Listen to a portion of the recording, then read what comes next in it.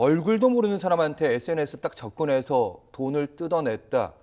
이거 널리 알려진 수법인데 아직도 이런 수법에 당하는 사람이 있나 이렇게 생각하시는 분도 있을 텐데 피해 금액이 상당하더라고요. 네, 그렇습니다. 이번에 이제 부산경찰청 반부패 경제범죄 수사대는 지난 26일 한국계 외국인 여성을 사칭을 해서 SNS에서 남성들을 주로 대상으로 해서 호감을 쌓은 뒤에 일명 그 로맨스 스캠이라고 알려져 있죠. 그래서 이제 이 가상자산이라든가 금 선물 거래 그리고 쇼핑몰 사업 등 이 수익률 등에 대한 정보를 제공하고 이 약 8개월 동안 투자금 명목으로 피해자 84명을 대상으로 해서 122억 원을 가로챈 바로 한국인 모집 총책 A씨 그리고 중국인 관리 책임자 B씨 등을 특정 경제범죄 가중처벌에 관한 법률 위반 그리고 범죄단체 가입 혐의로 구속 송치하고 공범 8명을 불구속했다고 26일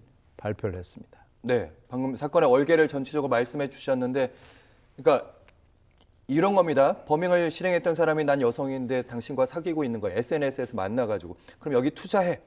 해서 다 사기를 당한 거잖아요. 그렇습니다. 이런 수법은 사실은 또 분명히 어딘가에서 이 조직뿐만 아니라 누군가 쓰고 있을 것 같은데 구체적인 범행 수법을 좀 알려주시면 막을 수 있을 것 같아요. 사실은 이제 이 수법 같은 경우는 로맨스 스캠이라고 하는 그 개인적으로 이렇게 접근하는 그런 방법의 그 어떤 범죄들이 있었습니다. 거기에다가 투자 리딩방이라고 하는 것을 결합한 이제 신종 사기 수법인데요.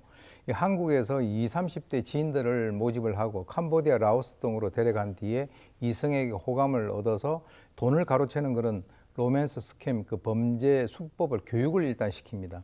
그리고 난 뒤에 이제 SNS 프로필에다가 한국계 여성 사진을 올리고 피해자들에게 이제 무작위로 접근을 해서 일주일 이상 어떤 그 대화를 하면서 호감을 얻고 일정한 어떤 친분이 형성되었다라고 판단되는 그 대상에 대해서 아까 말씀드렸던 가상자산이라든가 금선물 거래 등에 대해서 투자를 권유하는 그러한 어떤 수법을 사용을 한 거죠. 그래서 적게는 한 100만 원, 많게는 충격적이게도 한 20억 원까지 투자를 받고 이 사기를 의심하면 지금 누나를 못 믿는 거냐, 돈을 안 줄까 봐 그러냐 이런 식으로 현혹을 했고요.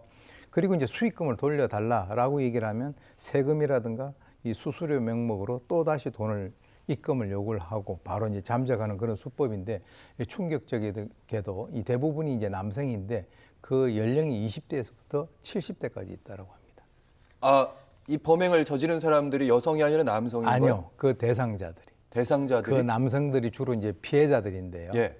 그 사람들이 이제 20대에서부터 70대까지 있다라고 하니까 제가 봤을 때는 한 20억 정도를 투자한 사람은 20대는 어렵지 않겠습니까? 예, 이해했습니다.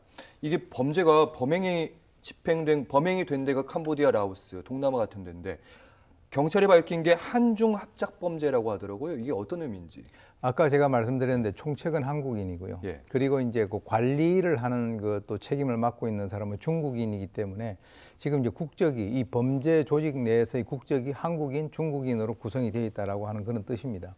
그리고 이제 이 사기 금액에 따라서 그 직원들에게 보너스를 지급을 하거나 이제 또는 벌금도 부과하고 승진 인사 고과에 반영하는 상당히 이제 조직적으로 이제 이루어졌기 때문에 이번에 이제 경찰에서 범죄단체에 가입 혐의를 갖다 적용을 한 것인데요. 그리고 이제 특히 이제 이 자체 규칙을 통해서 이 조직원들이 이탈을 할 수 없도록 그 조직 관리도 했었고요.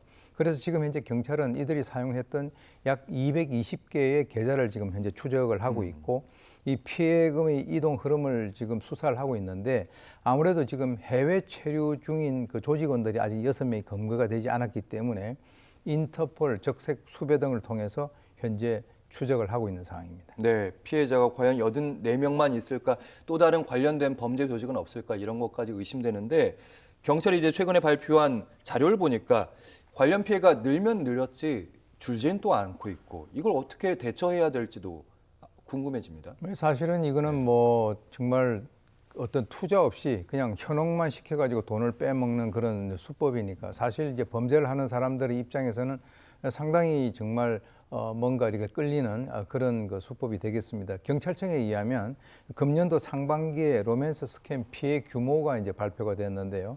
이제 그 표에서 보시는 바와 같이 매월 적게는 29억에서 많게는 그 159억까지 피해액이 총 이제 454억 원에 달하고요. 건수는 66건에서부터 163건까지 지속적으로 이제 발생을 하고 있는데 그 이유가 있습니다. 왜 그러냐면 이 현대인들 같은 경우는 특히 그 외로움을 타고 있거든요. 특히 이제 남녀 관계에 있어서 저 한국계 외국인이다라고 하면 주로 이제 뭐 미군이다 뭐 이런 식으로 접근하는 그런 경우가 많은데 이게 이제 정서적으로 언어적으로 어떻게 보면 좀 통할 수가 있죠. 말이 통하니까.